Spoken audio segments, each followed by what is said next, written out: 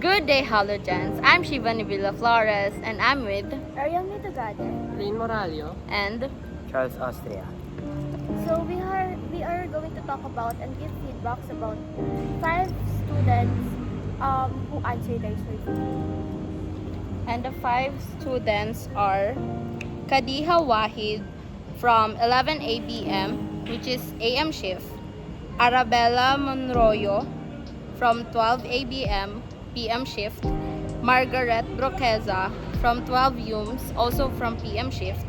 Kent Danis from grade 9 AM shift, and Mikan Rabe from grade 10 AM shift as well. For today, we have a question that asks, during school days, do you eat on time? And most of them answered yes and sometimes. So, what are your thoughts about that? So it's good na they eat on time and they eat during school days. For those who can't, like who don't have time to eat for breakfast, try to manage your time by sleeping early and waking up early. Ginagawa mo ba yun? Hindi. It's a bad habit. Huwag ako tularan. Yeah, don't, huwag niyong tularan. Yeah. Just don't. Don't copy. For our second question, no, sorry. Mali. Sorry guys. na. But Ano they, magkano? but the lucky students, the 5 lucky students said that they think breakfast is important because, blue, Bill John. Sorry. Uy, shout out. Sorry. Natidistract ako. Shut up. Shut up. Sa tulog na. Yung laway tumagal. Uy, ganyan na. Seryoso. Nonchalant. Thank you na. God bless. Naiiyak ako. Uy, hi kuya. Shut up. Time's up. Olaga. Okay. Okay, serious mode.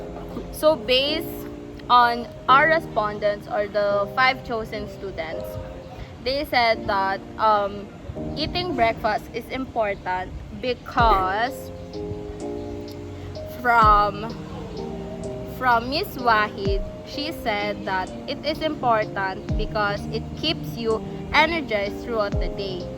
And from Arabella, Ate Arabella, she said yes, because it fuels the body, which gives it energy that makes us more present and active during the day. And from Ate Margaret Broqueza, can you read this? Sabog na siya, So for guys. Ate Margaret, she doesn't think that eating breakfast is good. In his humble opinion, it's what gets a person going in order to tackle the day. From Ken. So from Ken, yes, because breakfast provides you with more energy to keep up with the day. And for Mika Narabe, my energy levels or mood are the same whether I eat breakfast or not. Wow. So what's your thoughts about their answers? Well, I think it's good that they have a knowledge about what is the importance of eating breakfast. They are aware of what the importance of eating breakfast. So, slay. So for our next question, the question asks, within your experience, does not eating breakfast make you lose focus on class? And they answered yes. And from Ate Wahid, she said, can you read? She said that as an AM shift, I don't get to eat breakfast that much often because I might run late, making me unable to focus sometimes. I think that's not good for her I think she needs to manage her time. Because Next. breakfast is really important. From Ate Arabella. She said yes because it's hard to concentrate with an empty stomach. So, from Ate Margaret, she said, skipping breakfast only makes me think of food during class, which also save. So, please don't skip your meals para hindi kayo magugutom during class. From Kent, So for Ken, yes, this makes me busy. So ayan, breakfast na lang. kasi hindi kayo kumakain. Ayan, nahihilo kayo, di ba? So, don't skip your meals. Hi, Althea. Shut You up. wanna say hi? Okay. Ulu. So, from Ikan, she said, sometimes I do. Take two. From Ikan, she said, sometimes I do lose focus on class because of my hungry stomach. But aside from that, I really tend to lose focus whether I eat or not. Which is not good. Oh my gosh. Next.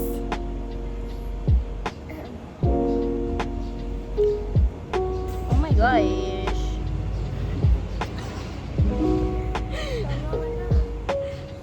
Next question. Did your eating schedule change when school started? How? Compare your schedule during the school break and what it is now. So from Ate Arabella, from Ate Wahid, Miss Wahid, she said that no, we get dismissed at 12 p.m. and get home at 12:30 p.m. and I usually eat my lunch at 12:30. So nothing really changed on her schedule. What a nice. So from Ate Arabella, she also said, no, hello, naririnig mo ba kami? My car. Sorry guys. She said, no, my eating schedule did not change when school started. So from Ate Margaret, hello guys. She said nope, still the same. So, it's like most of them said no, like their eating schedule did not really change. But for Mikan, she said it did change a bit since my time of arrival at home or class hours extensions do affect my eating routines or schedule. My time still depends on its availability. So, it really depends if how busy she is sa school and siguro baka traffic, you know. Next question. For what reason do you or other students miss their meal? For Miss Wahid, she said,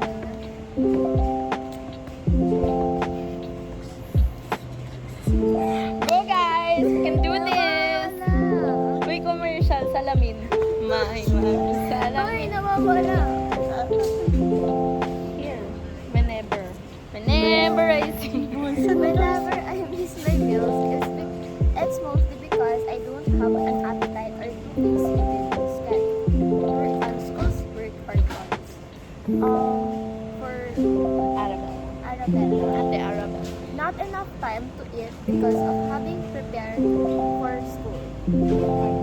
Si Ate Margaret naman is due to sudden change of schedule events, practicing to leave home early to avoid getting late due to traffic.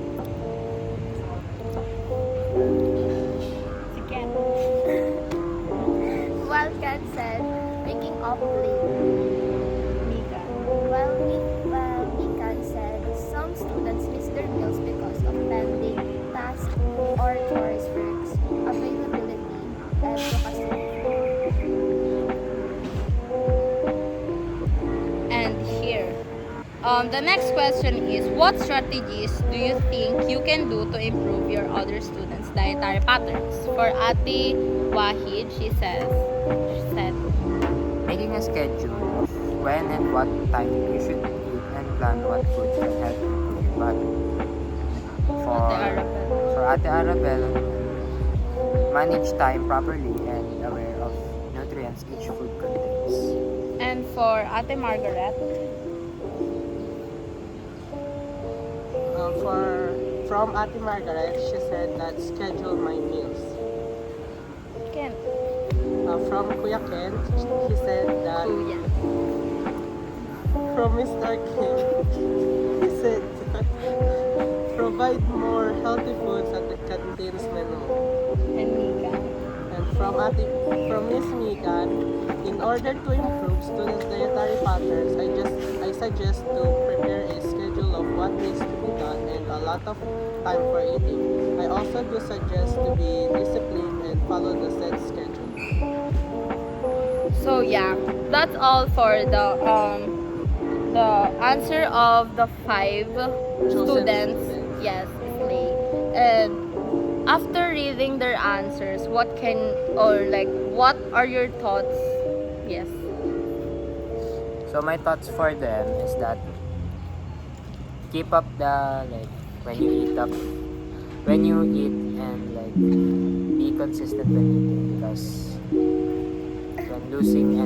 when your dietary patterns change, it's gives them an habit that they can be permanent ganun. So for me, it's good that they know that breakfast is a very important meal of the day. However, I suggest that they also try to manage their time, since sometimes yun nga, hindi nila kayang ma-maintain yung schedule nila. So as long as they can, I hope na mag-give sila ng time to have their meals. For me naman, as she said earlier, it's really good that they're aware about the negative effects of not eating breakfast.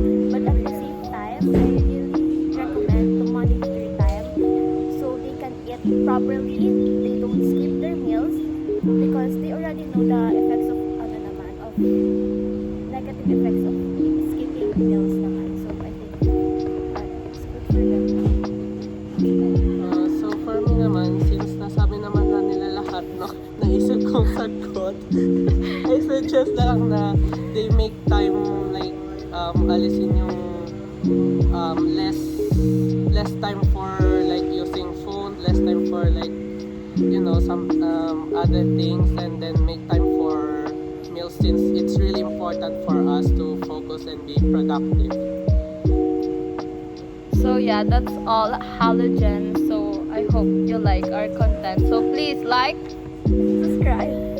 And turn on the notification bell. hotdog! Bye-bye! Slay! Yes. Mahiwagang salamin. Kailan kaya aamin? Shoutout po sa may sakit naming 2 members. Get well soon, Tahira and JC. Slay.